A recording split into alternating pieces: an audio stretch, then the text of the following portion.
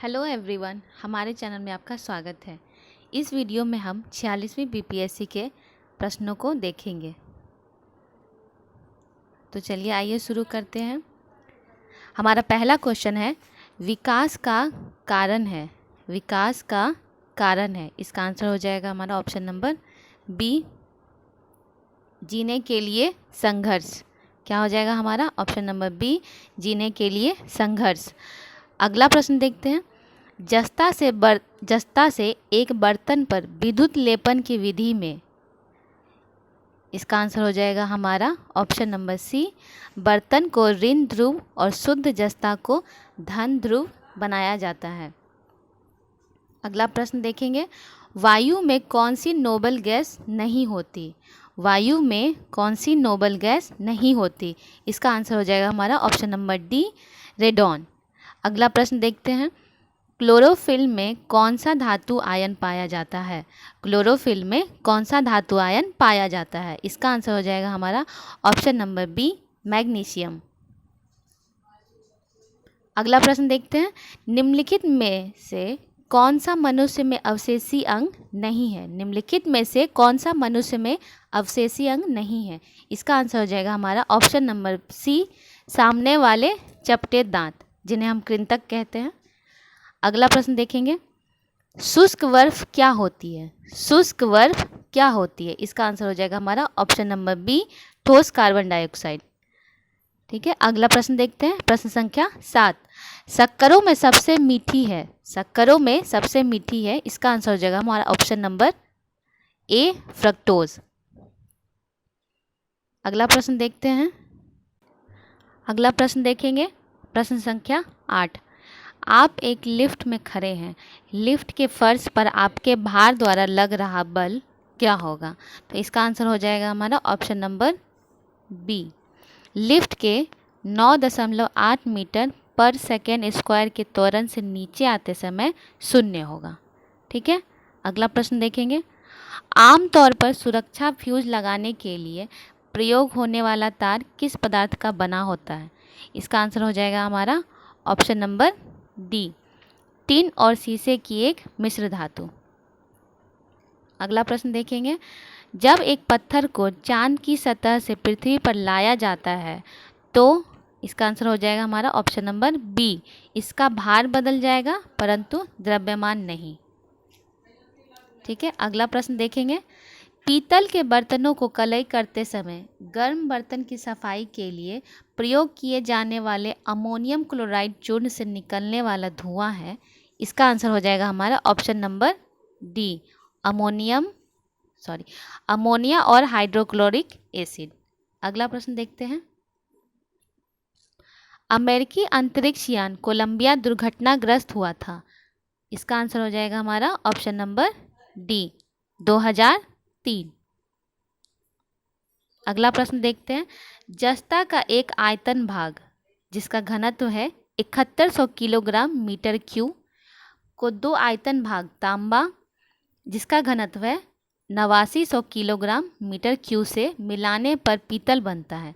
पीतल का घनत्व है, इसका आंसर हो जाएगा हमारा option number B, 8300 kilogram metre cube. अगला देखते हैं, निम्नलिखित में से कौन से विटामिन की खून के जमने में आवश्यकता होती है। इसका आंसर हो जाएगा हमारा ऑप्शन नंबर डी, विटामिन के। अगला प्रश्न देखते हैं, अल्कोहलिक खमीरन का आखिरी उत्पाद क्या है। अल्कोहलिक खमीरन का आखिरी उत्पाद क्या है, इसका आंसर हो जाएगा हमारा option number C, ethyl alcohol. अगला प्रश्न देखते हैं, निम्नलिखित में से कौन सा हार्मोन है। निम्नलिखित में से कौन सा हार्मोन है, इसका आंसर हो जाएगा हमारा ऑप्शन नंबर सी, इंसुलिन। अगला प्रश्न देखते हैं, हाइड्रोफ्लोरिक एसिड कांच की बोतल में नहीं रखा जाता क्योंकि यह अभिक्रिया करता है। इसका आंसर हो जाएगा हमारा ऑप्शन नंबर डी, कांच की सिलिकॉन डाइऑक्साइड से। अगला प्रश्न देखते हैं, वायु में थोड़ी देर रखने पर किसी धातु के ऊपर हरे रंग के बेसिक कार्बोनेट की परत जम जाती है। वह धातु कौन सी होगी हमारी, इसका आंसर हो जाएगा हमारा ऑप्शन नंबर ए, तांबा। अगला प्रश्न देखते हैं। कच्चे फलों को कृत्रिम रूप से पकाने के लिए प्रयोग में लाई जाने वाली गैस का नाम है। इसका आंसर हो जाएगा हमारा ऑप्शन नंबर डी, एथिलीन। अगला प्रश्न देखते हैं। विस्फोटक नाइट्रोग्लिसरीन है एक, विस्फोटक नाइट्रोग्लिसरीन है एक। इसका आंसर हो जाएगा हमारा ऑप्शन नंबर डी, एस्टर। अगला प्रश्न देखते हैं। 11 सितंबर 2001 को 11 सितंबर 2001 को संयुक्त राज्य अमेरिका के किस भवन पर आतंकवादी हमला हुआ? इसका आंसर हो जाएगा हमारा ऑप्शन नंबर सी, पेंटागन। अगला प्रश्न देखते हैं। यूएनओ के चार्टर पर हस्ताक्षर हुए थे, यूएनओ के चार्टर पर हस्ताक्षर हुए थे। इसका आंसर हो जाएगा हमारा option number B, San Francisco. अगला प्रश्न देखते हैं। प्रश्न संख्या 23। वर्तमान में नाटो के कितने सदस्य हैं? तो अगर इस प्रश्न को देखें तो वर्तमान में हमारे नाटो में 30 सदस्य हैं। कितने हैं? 30 सदस्य। ठीक है। अगला प्रश्न देखते हैं। सोवियत संघ का विघटन कब हुआ था? सोवियत संघ का विघटन कब हुआ था? इसका आंसर हो जाएगा हमारा ऑप्शन नंबर सी, दिसंबर 1991 में। अगला प्रश्न देखते हैं। साम्यवादी चीन के वर्तमान में सर्वाधिक शक्तिशाली नेता कौन है? इसका आंसर हो जाएगा हमारा सी जिनपिंग। ठीक है। अगला प्रश्न देखेंगे। संयुक्त राज्य अमेरिका के इतिहास में एकमात्र और निर्वाचित राष्ट्रपति थे। इसका आंसर हो जाएगा हमारा ऑप्शन नंबर सी, फोर्ड। अगला प्रश्न देखते हैं। अंतर्राष्ट्रीय न्यायालय का अस्थायी मुख्यालय कहाँ है? अंतर्राष्ट्रीय न्यायालय का अस्थायी मुख्यालय कहाँ है? इसका आंसर हो जाएगा हमारा option number A, the Hague में। अगला प्रश्न देखते हैं। हिंद महासागर तटीय क्षेत्रीय सहयोग संगठन के चार्टर पर हस्ताक्षर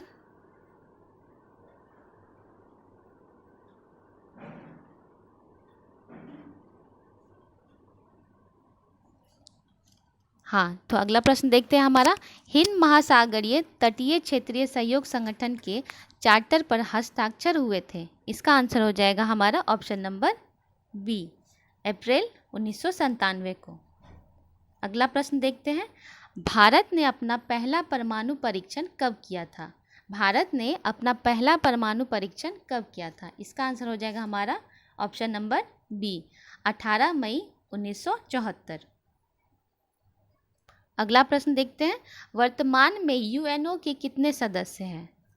वर्तमान में यूएनओ के कितने सदस्य हैं? तो वर्तमान की अगर हम बात करें तो वर्तमान में सदस्य हैं 193। ठीक है, याद रखेंगे यूएनओ के कितने सदस्य हैं? 193। अगला प्रश्न देखते हैं। भारत की जनसंख्या कब 100 करोड़ की हो गई? इसका आंसर हो जाएगा हमारा ऑप्शन नंबर ए, मई 2000। अगला प्रश्न देखते हैं। वर्ष 2001 की जनगणना के अनुसार भारत में लिंग अनुपात क्या है? तो इस प्रश्न को अगर हम देखें तो इसे 2011 की जनगणना के अनुसार अगर देखा जाए तो इसका आंसर हो जाएगा हमारा 1000 मेल पर 940 फीमेल। ठीक है, लेकिन अगर हम वर्तमान की बात करें जिसकी गणना की जा चुकी है तो इसका आंसर हो जाएगा हमारा वर्तमान में जो है इसका ये जनगणना जो हुई है उसका काफ़ी अच्छा रहा है। तो ये हो जाएगा 1000 पुरुषों पर 1020 महिला। ठीक है, इसे याद रखेंगे। अभी वर्तमान की अगर बात करें तो 1000 पुरुषों पर 1020 महिला। वहीं अगर 2011 की जनगणना की बात करें तो वो हो जाएगा हमारा 1000 पुरुषों पर 940 महिला। ठीक है, अगला प्रश्न देखते हैं। झंडा गीत किसने लिखा है? झंडा गीत किसने लिखा है? इसका आंसर हो जाएगा हमारा ऑप्शन नंबर डी, श्यामलाल प्रसाद। तो झंडा गीत कौन सा है हमारा? हमारा झंडा गीत है विजयी विश्व तिरंगा प्यारा। यह हमारा झंडा गीत है, इसे श्यामलाल प्रसाद ने लिखा और यह वर्ष 1938 के कांग्रेस के हरिपुर सम्मेलन में नेताजी सुभाष चंद्र बोस ने इसे देश के झंडा गीत की स्वीकृति दी थी। ठीक है, हरिपुरा अधिवेशन सम्मेलन में। ठीक है ना। अगला प्रश्न देखते हैं, 14वीं लोकसभा में कितनी महिला सांसद हैं? तो अभी की अगर हम बात करें करंट की, तो यह हमारी 17वीं लोकसभा है, जिसमें कि 78 फीमेल है। ठीक है, अगर अभी की बात करें तो कितनी फीमेल है? 78। अगला प्रश्न देखते हैं, वर्तमान में भारत में कितनी महिला मुख्यमंत्री है? इसका आंसर हो जाएगा केवल एक, जो कहाँ की है? वेस्ट बंगाल, यानी ममता बनर्जी। अगला प्रश्न देखते हैं, किसने कहा था स्वराज मेरा जन्मसिद्ध अधिकार है और मैं इसे लेकर रहूँगा? इसका आंसर हो जाएगा हमारा ऑप्शन नंबर डी, बाल गंगाधर तिलक। अगला प्रश्न देखते हैं, किस घटना के कारण गांधी जी ने असहयोग आंदोलन वापस लिया था? इसका आंसर हो जाएगा हमारा option number B, Chauri Chaura कांड। अगला प्रश्न देखते हैं, विश्व में शांति और आपसी सहयोग स्थापित करने के लिए नेहरू जी ने कौन सा सिद्धांत प्रस्तुत किया? इसका आंसर हो जाएगा हमारा ऑप्शन नंबर ए, गुट निरपेक्षता। अगला प्रश्न देखते हैं, भारतीय संसद पर आतंकवादी हमला कब हुआ? भारतीय संसद पर आतंकवादी हमला कब हुआ? इसका आंसर हो जाएगा हमारा ऑप्शन नंबर बी, 13 दिसंबर 2001। अगला प्रश्न देखते हैं, प्रश्न संख्या 40, सर्वोदय शब्द का प्रयोग सर्वप्रथम किसने किया? सर्वोदय शब्द का प्रयोग सर्वप्रथम किसने किया? इसका आंसर हो जाएगा हमारा ऑप्शन नंबर ए, महात्मा गांधी। अगला प्रश्न देखते हैं, बिहार महान धार्मिक केंद्र है। बिहार महान धार्मिक केंद्र है, इसका आंसर हो जाएगा हमारा ऑप्शन नंबर डी, सिखों के लिए, जैनों के लिए, बौद्ध धर्मावलंबियों के लिए। अगला प्रश्न देखते हैं, झारखंड बिहार से कब पृथक हुआ? झारखंड बिहार से कब पृथक हुआ? इसका आंसर हो जाएगा हमारा ऑप्शन नंबर ए, 15 नवंबर 2000। अगला प्रश्न देखते हैं, बिहार में कितने विश्वविद्यालय हैं? बिहार में कितने विश्वविद्यालय हैं? 17, इसका आंसर हो जाएगा 17। ठीक है, अगला प्रश्न देखते हैं, लोकनायक के नाम से किसे जाना जाता है? लोकनायक के नाम से किसे जाना जाता है? इसका आंसर हो जाएगा हमारा option number C, Jayaprakash Narayan. ये क्वेश्चन काफ़ी बार बीपीएससी में रिपीट हो चुका है। अगला प्रश्न देखते हैं, ईसा पूर्व 6ठी सदी में विश्व की प्रथम गणतंत्रात्मक व्यवस्था कहाँ थी? इसका आंसर हो जाएगा हमारा ऑप्शन नंबर ए, वैशाली। अगला प्रश्न देखते हैं, चीनी यात्री हेनसांग ने किस विश्वविद्यालय में अध्ययन किया था? इसका आंसर हो जाएगा हमारा ऑप्शन नंबर डी, नालंदा। अगला प्रश्न देखते हैं, बिहार की पेंटिंग विद्या कौन सी है? इसका आंसर हो जाएगा हमारा ऑप्शन नंबर ए, मधुबनी। ठीक है, अगला प्रश्न देखते हैं, वर्तमान में बिहार के राज्यपाल कौन है? तो बिहार के राज्यपाल अगर वर्तमान में देखें तो ये हैं फागू चौहान। ठीक है, इसे याद रखेंगे। अगला प्रश्न देखते हैं, वर्ष 2001 की जनगणना के अनुसार बिहार की जनसंख्या क्या है? तो 2011 की जनगणना के अनुसार देखें तो यह था लगभग 10 करोड़। ठीक है, 10 करोड़। और अगर अभी की बात करें तो अभी लगभग 14 करोड़ का अनुमान लगाया गया है। ठीक है, अभी 14 करोड़ का अनुमान लगाया गया है। अगला प्रश्न देखते हैं, बिहार विधानसभा में वर्तमान में कितने सदस्य हैं? बिहार विधानसभा में वर्तमान में कितने सदस्य हैं? इसका आंसर हो जाएगा हमारा ऑप्शन नंबर बी, 243। अगला प्रश्न देखते हैं, मेगास्थनीज ने भारतीय समाज को कितनी श्रेणियों में विभाजित किया था? इसका आंसर हो जाएगा हमारा ऑप्शन नंबर डी, 7। मेगास्थनीज ने मौर्यकालीन भारतीय समाज को 7 श्रेणियों में विभाजित किया है। ये श्रेणियां हैं दार्शनिक, किसान, अहीर, कारीगर या शिल्पी, सैनिक, निरीक्षक तथा सभासद। अगला प्रश्न देखते हैं, 16 महाजन पदों की सूची में 16 महाजन पदों की सूची उपलब्ध है? इसका आंसर हो जाएगा हमारा ऑप्शन नंबर बी, अंगुत्तर निकाय में। अगला प्रश्न देखते हैं, अर्थशास्त्र के अनुसार सीता भूमि का अभिप्राय है? इसका आंसर हो जाएगा हमारा ऑप्शन नंबर, तो ऑप्शन के हिसाब से अगर देखें हम तो यह आंसर इसमें से कोई नहीं हो जाएगा, इनमें से कोई नहीं। इसका आंसर होगा मौर्य काल में केंद्रीय भूमि को सीता कहा जाता था। ठीक है, केंद्रीय भूमि को सीता कहा जाता था तथा उसके अध्यक्ष को सीता अध्यक्ष, सीता अध्यक्ष। ठीक है, अगला प्रश्न देखते हैं, हड़प्पा में एक उन्नत जल प्रबंधन प्रणाली का पता चलता है? इसका आंसर हो जाएगा हमारा ऑप्शन नंबर ए, धौलावीरा। अगला प्रश्न देखते हैं, जब उसने राजत्व प्राप्त किया तो वह शरीयत के नियमों और आदेशों से पूर्णतया स्वतंत्र था। बर्नी ने यह कथन किस सुल्तान के लिए कहा? इसका आंसर हो जाएगा हमारा option number C, Alauddin Khilji. अगला प्रश्न देखते हैं, अगला प्रश्न देखते हैं, मुगल प्रशासन में मदद ए मास इंगित करता है? इसका आंसर हो जाएगा हमारा ऑप्शन नंबर बी, विद्वानों को दी जाने वाली राजस्व मुक्त अनुदत्त भूमि। अगला प्रश्न देखते हैं, दास्तान ए अमीर हमजा का चित्रांकन किसके द्वारा किया गया? इसका आंसर हो जाएगा हमारा ऑप्शन नंबर ए, अब्दुल समद। ठीक है, इसका आंसर क्या हो जाएगा? अब्दुल समद।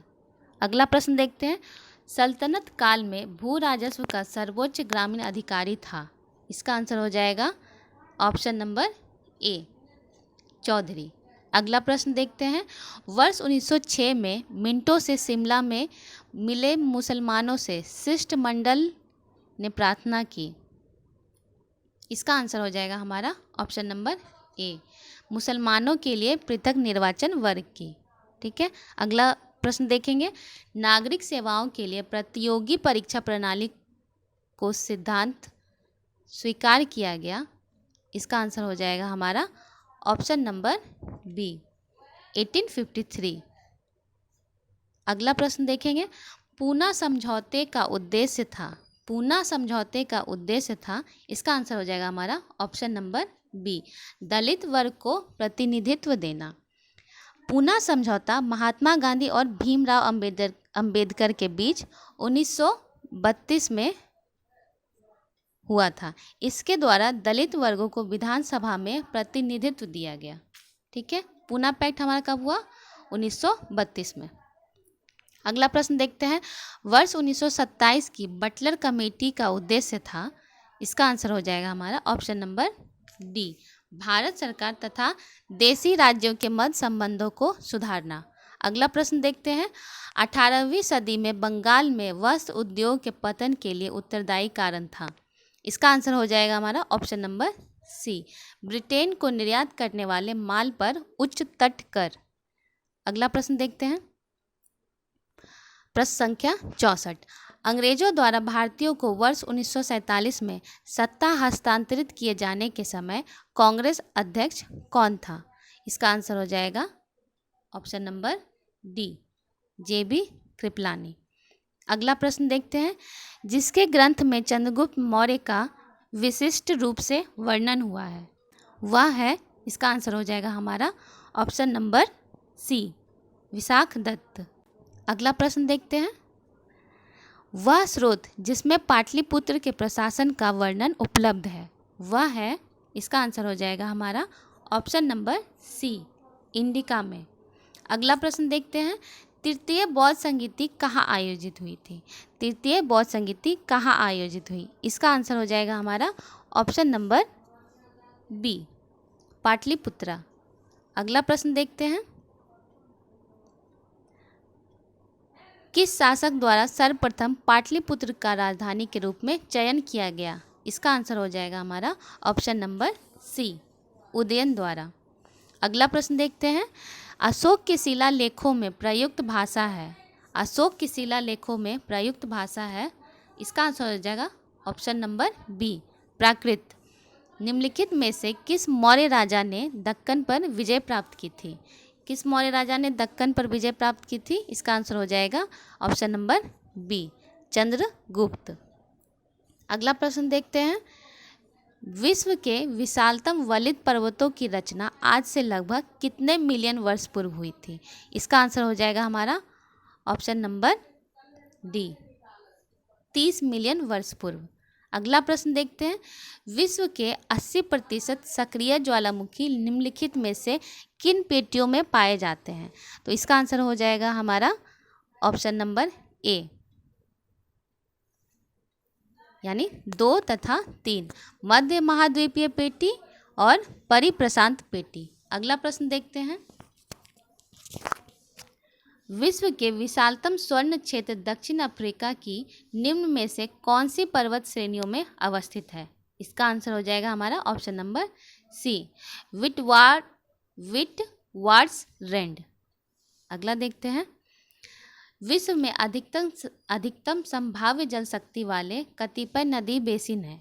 इसका आंसर हो जाएगा option number A, Congo, Colombia, Yangtze. अगला प्रश्न देखते हैं। निम्नलिखित में से कौन से प्रमुख समूहन में हमें विश्व की 2/3 जनसंख्या का मधुमक्खी छत्ते की भांति संकेंद्रण देखने को मिलता है? इसका आंसर हो जाएगा हमारा ऑप्शन नंबर सी, दक्षिण एवं पूर्व एशिया। ठीक है, तो हमारे 75 क्वेश्चंस कंप्लीट हो चुके हैं। अगले 75 क्वेश्चंस को हम नेक्स्ट वीडियो में कवर करेंगे। धन्यवाद।